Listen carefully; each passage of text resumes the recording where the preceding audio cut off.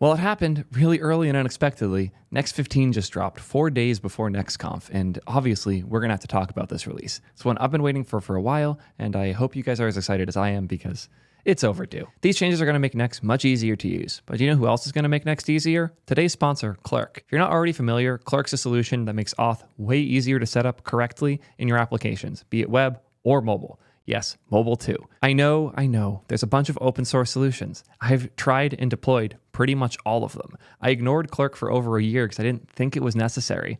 But then I tried it and immediately realized how much easier it can make everything. And when I say everything, I mean it. From SSO to multi-factor to passkeys to your APIs on different services. They even give you components so you don't have to build the UI for your little menu button with all of the user profile data. It's done. It makes auth so much easier to just move on from. And that's what I wanted. And I've been very happy with my experience, to my own surprise.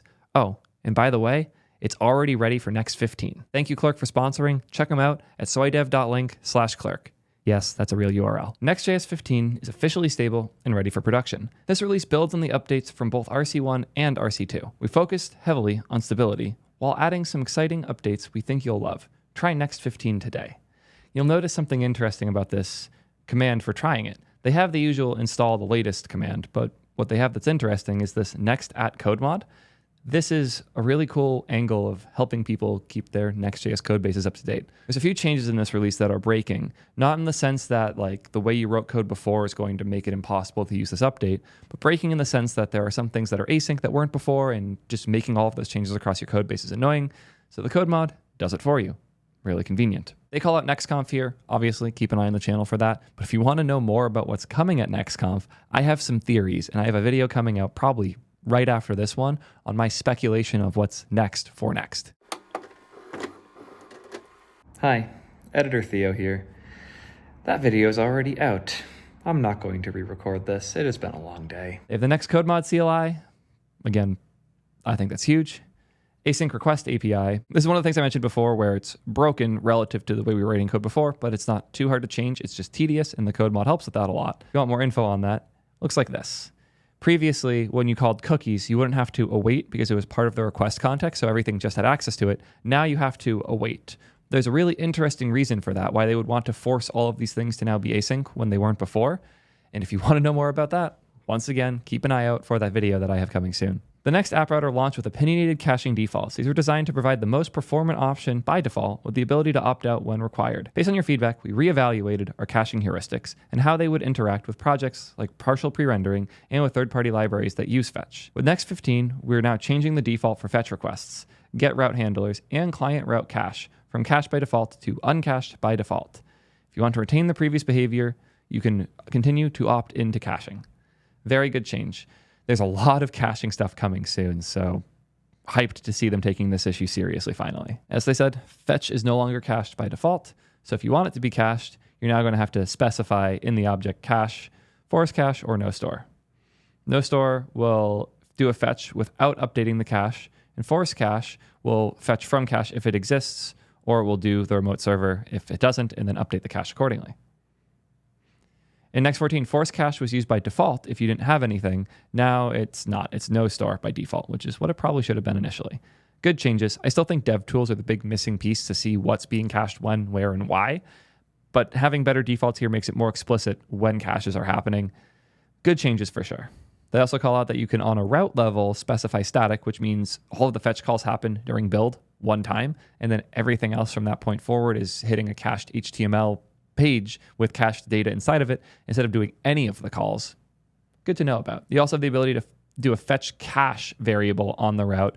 This one sketches me out a bit because you can have one component that behaves entirely differently in different places. So not my favorite thing, but it exists here if you need it. They also, God, this is such a huge change because this was so confusing. If you made a get route in your API for getting something like JSON, the fact that by default that was cached was really dumb and super unintuitive. I'm pumped that this is finally fixed. I'm annoyed that it took as long as it did, but pumped that one's done. Another interesting cache change is they're no longer caching page components by default. And to be clear, they don't mean from pages router, they mean the page TSX file here. Previously, if you navigated around your app and went back to an old page, it would have cached page data, which could be really annoying. So if you hit like the sign out button, then you go back, the page that you go back to will show even though you're signed out now, which can be really unintuitive. Now you'll see the latest data when you navigate around the site, which is how it should probably be most of the time. You can still set a stale time if you want it to work that way, but this is better. Not seeing bad states when you navigate around is really important, and this has annoyed me. This will actually be a really nice change for stuff like upload thing, where this is a problem right now. And of course, React 19. Alongside React 19, the React compiler also just came out officially as beta. So I'm assuming you can combine those and do some fun stuff. I've actually been dogfooding more and more of the React compiler. Both PickThing and QuickPick are using the React compiler in order to make navigation on those platforms a little bit better. They're simple enough that it hasn't been a huge difference, but it fully functions, which is really nice. And to not think about memoization anymore is a cool change. As for React 19, let's hear about the other things that aren't the compiler stuff. A big call out they have here is that they're trying to align Next and React so they come out together. The reason that Next 15 took so long is because React 19 got delayed by the suspense drama, which I also have a video about if you haven't checked that out. That was a crazy one, but thankful it's over. And hopefully React 19 will have a final official version with the suspense stuff handled in the very, very near future. But Next has decided to stop waiting and get this out, but their goal is to still keep these aligned all of the time. For now, they're using the React 19 release candidate version, which would be the gold officially released, like final production version if it wasn't for the changes they have to make to suspense. So as long as you're not doing crazy stuff with React 3 Fiber, React 19 RC is almost certainly going to be fine for you. This is cool because it also has backwards compatibility with React 18 for pages router stuff. So if you have an app that's hybrid and using both, you can have both versions of React in the project at once, and it works totally fine. That's actually a huge thing. Really nice to have that built in. Although React 19 is still in the release candidate phase, our extensive testing across real-world applications and our close work with the React team has given us confidence in its stability. The core breaking changes have been well tested and won't affect existing app router users. Therefore, we've decided to release Next 15 as stable now, so projects are fully prepared for the React 19 general availability. Again, as I said before, this is mostly because of the suspense thing that hasn't been shipped yet. It'll be out very soon. I like that they're still talking about Pages Router stuff. People seem to think if they're on Pages Router, they're screwed and really bad devs and they have to move to App Router right now. It's totally fine not only to keep using Pages Router, but to start new projects with it. They're not deprecating it anytime soon. They've been continuing to support it through 3 major releases of Next now, and they have no intention of changing that. Pages Router is how I would guess most Next apps deployed to the web are deployed right now. It's fine to stay on it, and I'm pumped that they're continuing to comment and publicly state their support of it. Yeah, again, it's largely the React 18 balance. They also have a call out here that contradicts something I thought earlier, which is you can run Pages Router on 18 and App Router on 19, but they don't recommend it because of unpredictable behavior, typing inconsistencies, as well as the underlying APIs and rendering logic between the two versions not being fully lined up. Good call out. Good to see. The type definition thing's actually really annoying when you're in your editor if you have React 18 and 19 and types from both colliding. Oh, I've had problems like that in different code bases. It's not fun. Again, React compiler, it's no longer experimental. It's in beta now, so this is technically out of date, even though it just came out, which is hilarious. But yeah, React compiler is great. The big thing that is worth doing with React compiler, even if you can't use it just yet, is turning on the ESLint rules. Very important. Almost every React app should start using this now, even if you're not using the compiler and don't intend to anytime soon. The ESLint plugin was built because the React team learned more about their own rules of hooks as they were building the compiler, because the compiler was encoding all of React's beliefs much more strictly. And if you run this plugin, you're more likely to have your code aligned with what React expects, which wasn't even the case at Meta before. It's like a stronger version of like rules of hooks and such. Highly recommend. Throwing this in your code base will catch some things that will likely cause bugs in general and make your code more maintainable and reliable over time. It's not just a thing to make the compiler easier to run. It makes your React code better. Get that installed ASAP. Then we got hydration error improvements. Oh man, hydration errors are miserable. I wouldn't wish them on anybody that doesn't really know what they're doing. A hydration error is what happens when the server generates HTML that's different from what the client generates with the React code, because the React code runs on both sides. Usually it happens because you put a date time on the server and then the client renders a different one or things like that. I'd guess like 80% of hydration errors are from date time related things, but there's a lot of things that can cause it. It was annoying when it happened because the error used to be garbage. It would look something like this. It would just say the UI didn't match and not give you much info at all. Now you get a much clearer diff showcasing what happened and a little bit of info saying what likely was the cause. Again, usually date now or math.random. good examples of things that cause this really easily. Awesome to see better. Like, I've been pushing this for a while. I think a lot of Next problems come from a lack of good dev tooling and insights on the things that are failing when they're failing. Things like this help a ton. Things like the little static or dynamic indicator on the bottom help a ton. I still think they need to build more into the dev tools in the browser themselves, but progress is being made here. It's really good to see. And one that is very huge for me that solves one of the biggest problems that has existed since App Router shipped, and honestly with Next.js for a while now, Turbopack Dev. Turbopack Dev solves the problem of dev mode being really slow and resource intensive when building with Next.js, especially with App Router. If you've dealt with the awful startup times and the really slow hot reload times in dev with the modern Next.js stuff, add -- turbo to your next dev command and you'll probably be good. It has not been a quick path to get here. This should have shipped 2 years ago, but it's here for dev, which is really good to see. Still not here for production builds, so when you actually have to run next build, be it on your server or on your machine when you're looking at build outputs, it doesn't work for that yet.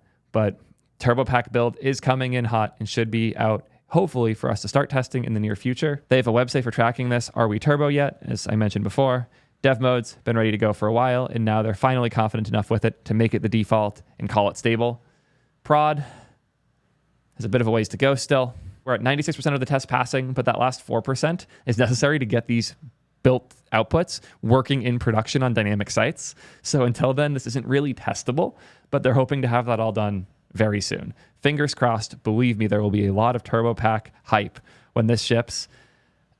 It's been a long battle, and I really hope it pays off in the end.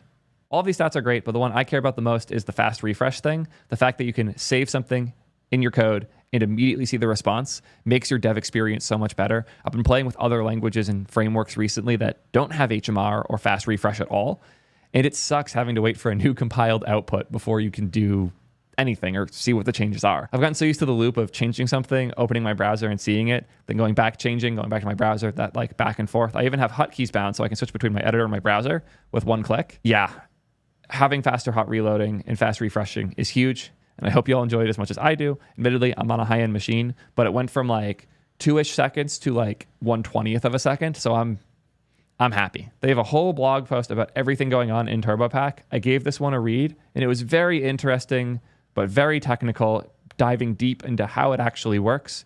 It's fun if you're interested in that type of thing, but I won't bore you all with the details. They do talk a bit about the roadmap for build.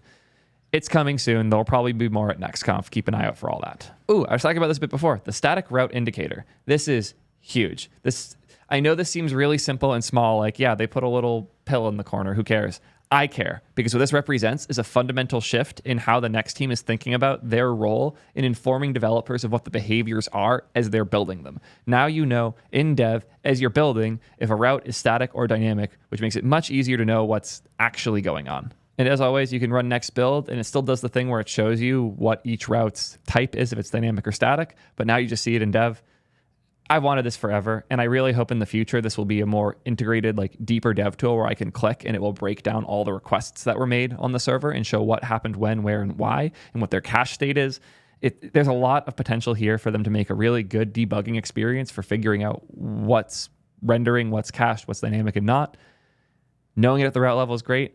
I hope this is the start of a huge shift towards better integrations of dev tools in the Next.js environment by the Next.js team, because I still think it's the biggest missing piece in Next.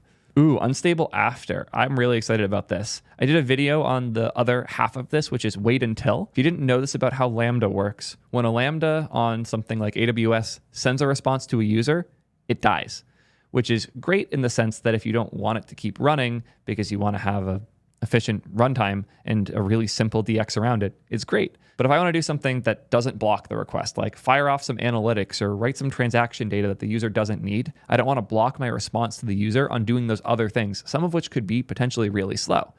But if I start writing my analytics data while the user is getting their response, and the response finishes before I finish my analytics mutation, it can die before it's done, which is really bad. Wait until is a way to indicate to Vercel that, hey, just because I responded doesn't mean I don't want to finish this request. Please wait until this async function has completed before you kill my instance, even if you send a response to the user. Other platforms will hopefully start to integrate this. I know Cloudflare's had a version of this for a while, but after is even more interesting. After won't execute the promise until the request's response has been completed. So it's a way of saying, hey, do this work after you're done, instead of start this work and don't kill until you're done. There are specific use cases where this could be better than doing wait until. Most of the time, I'd prefer wait until, just get both things going at the same time, send the response, and do whatever other async work you want to do. But here and there, it does make sense to use after if you don't want to even start the work and get in the way of the processing going on for the user's response in that interim moment. The engineers who are working on this, by the way, are some of the smartest web server component info people I know, and they're really hyped about this. So I'm excited for them to finish it so they have more compelling examples for me to share, because I know once I get it, I'll be hyped. Ooh, logging's another good example. If you've ever had to log flush or drain in order to send all the logs from your server to your client, this does that for you really easily. What else do we got? Instrumentation. Oh, yes. Oh, Instrumentation.js is a thing I've been talking about for a while, not with y'all too often because nobody cares about things about error management, but with people at companies like Sentry and people at Next and Vercel on the Next team, and Guillermo himself. OpenTelemetry's not the best standard, and it takes so much code to implement correctly that it's obnoxious. And as a result, not only is building into something like Next really hard to do correctly, it's even harder for other companies to come in and make good products in this space.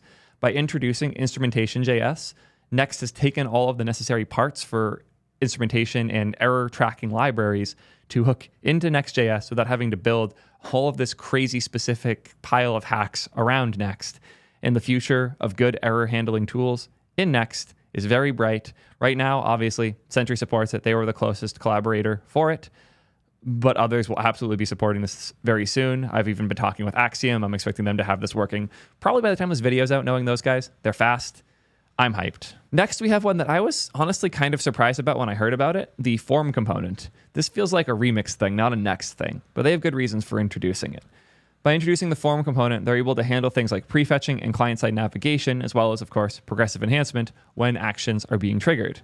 So if you have something like this, where the action points at the search page, and then when you submit, it sends the query to that page, now we're able to prefetch the next page ahead of time. We can do things like a layout and a loading UI prefetched separately so that that's ready to go as soon as you click. Even if you're not submitting the data yet, having the loading state that's going to show next right when you click submit is really, really nice.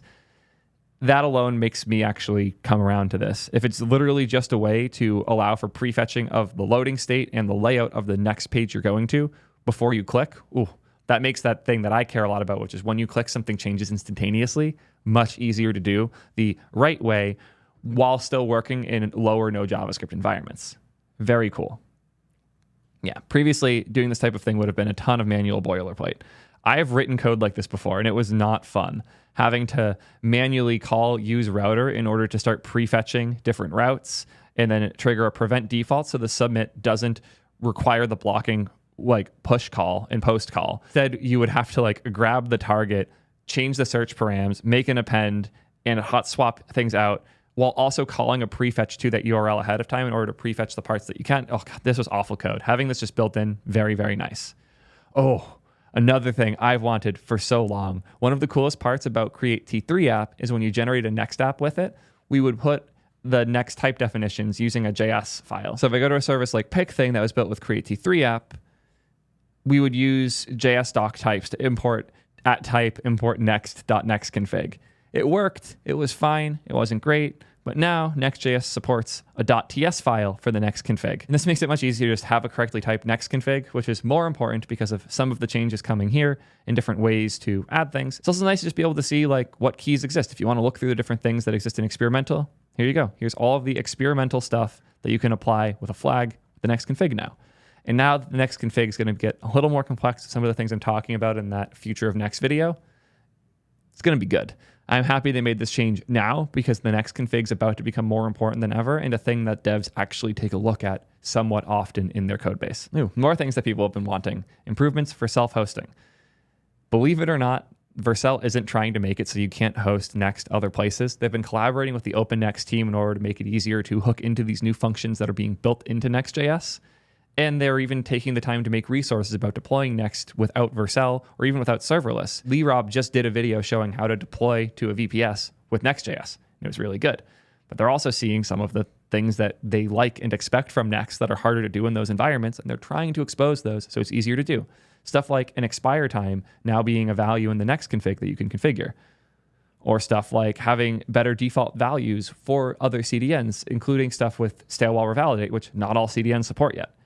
Very nice. Also a very good thing, they don't override custom cache control values. I didn't even realize they did that before, but I can see why that would be really annoying if you were trying to deploy Next on your own environment that has different behaviors like this. This was another annoyance, but previously, if you wanted to use the Next image optimization and you weren't using Vercel's solution for it, you'd have to install Sharp, the package, which is an image optimizer for Node, in order for the server to do that image optimization, but it wasn't included by default, so you would just get annoying errors.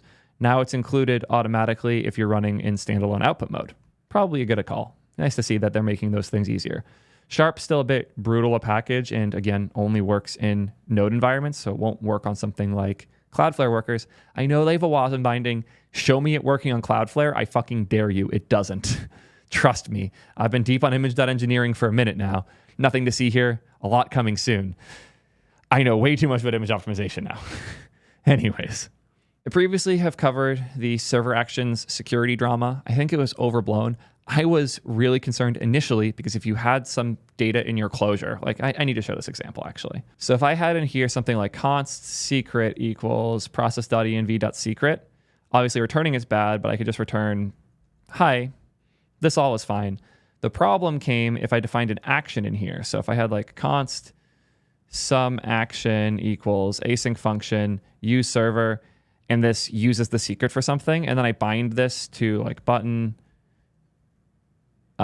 action or form action equals that, click me, this would have a really interesting thing it did where it would wrap this with a form and it would include the secret or whatever values that you defined outside of the closure here inside of the form. So it had all of the things it needed in order to speed this function up to what was expected in it. Because if I had like math.random in here, and I wanted the value that I render to be the same as the value that this gets, it would have to include that in a way that it can access it here.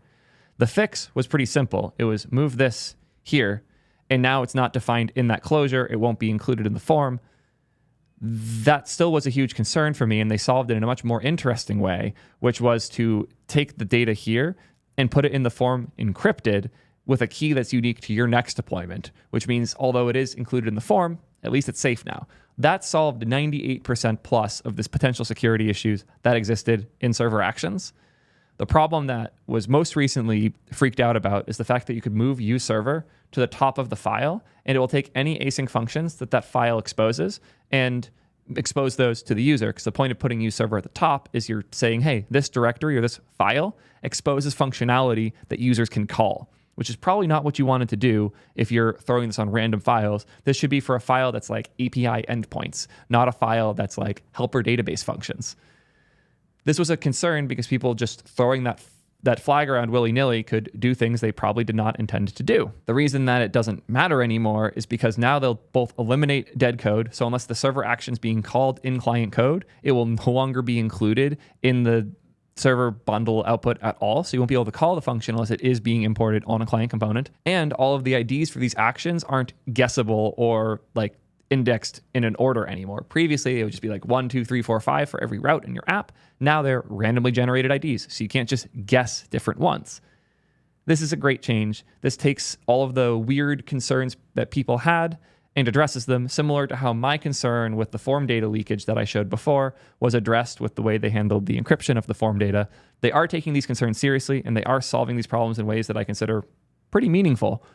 But this problem wasn't as big of a deal. Regardless, it's cool to see them taking it seriously and making even like the worst possible use case and doing things wrong much safer. And it keeps that separation of concerns between server and client files really clean, more so than any other framework I've used. Making sure your server things don't leak in your client files is a problem for all of these full stack frameworks. Even TanStack Start's going to have some fun problems here with the way that you're defining server functions inside of client code. That is always going to be scarier to me than the way Next did things, but it is cool that they're still addressing these safety concerns, as valid or unlikely as they may be. A couple more things we have to cover.